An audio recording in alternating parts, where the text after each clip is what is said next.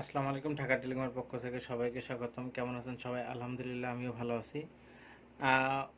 অন্য একটা ভিডিওর মতো V98 মতো এই ফোনটা নিয়েও আমি একটা প্রবলেমে পড়ছি।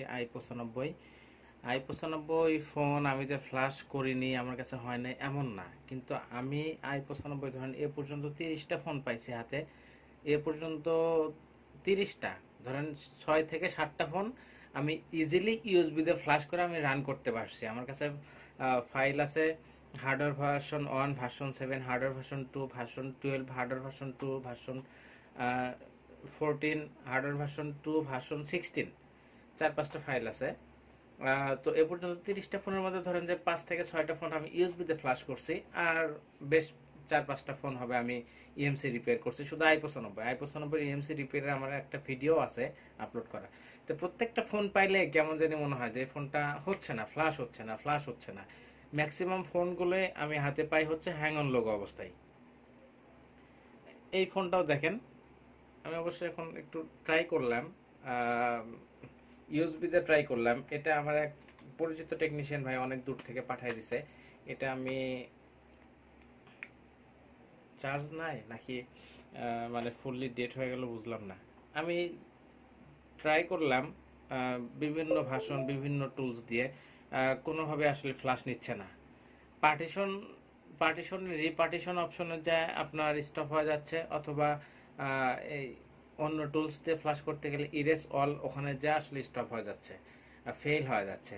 আসলে কি তাই? V95 প্রত্যেকটা ফোন আমি যে ফ্লাশ করতেছি, সেম টু রেসপি 2 দিয়ে করছি, এসপিডি ফ্যাক্টরি ডাউনলোড টুলস দিয়ে ট্রাই করছি, এসপিডি রিসার্চ টুল দিয়ে ডাউনলোড করছি, ট্রাই করছি, এসপিডি আপগ্রেড টুল দিয়ে আমি ট্রাই করছি, সবটাতেই আমি ফেল।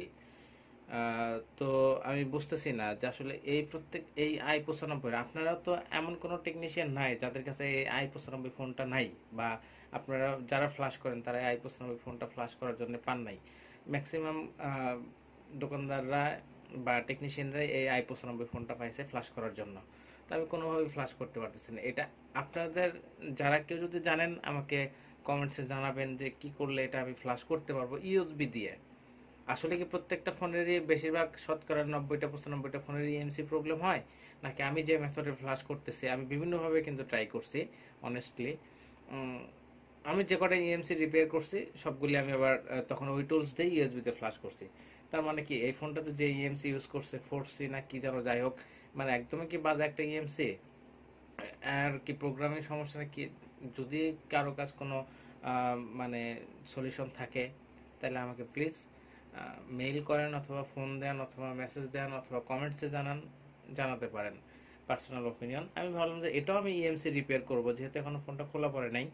তো ইএমসি রিপেয়ার করার আগে আমি ভাবলাম যে ফোনটাকে আমি একটু করি, দেখি একটা ভিডিও করে। যেহেতু এর আগে একটা V98 আমি একটা প্রবলেমে পড়ছিলাম। আমি যে সব জানবো এমন না, আমার মধ্যেও অজানা অনেক কিছুই আছে, আমি যে সব জানি তা না। তো আমি ওর সলিউশনটা পাইছি। তো এটাও ভাবলাম যে একটু দেই, যদি অনেকে আছে যে জানে, যদি সলিউশন পাই তাইলে আর ইএমসি রিপেয়ার করতে হবে না।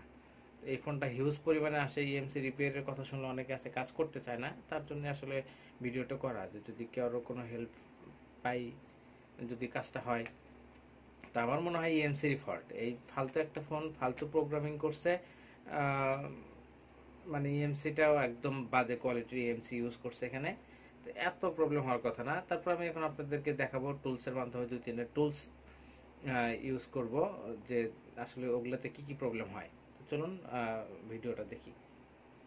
তো আমি দেখেন এসপি ফ্যাক্টরি টুল সহ বিভিন্ন রকমের টুলস দিয়ে আমি এখন ফ্লাশ করব, বিভিন্ন ধরনের A to Z মোটামুটি আপডেট যত টুলস আছে সব কিছু দিয়ে ট্রাই করব। দেখেন আপনার আমি ফ্লাশ খাওয়াতে পারি কিনা। ফ্লাশ কোনোভাবেই খাচ্ছে না, কোনোভাবেই না। আমি যদি শুধু CM2 দিয়ে শুধু সিস্টেম ফাইলটা খাওয়াই তাহলে ফুল ফ্লাশ খাচ্ছে, শুধু সিস্টেম ফাইলটা খাচ্ছে কিন্তু ফোন রান হচ্ছে না। এটাই হচ্ছে প্রবলেম। তো আপনাদের কাছে যদি কোনো সলিউশন থাকে আমাকে জানাবেন, জানালে শুধু আমি না সবাই উপকৃত হবে। ধন্যবাদ সবাইকে।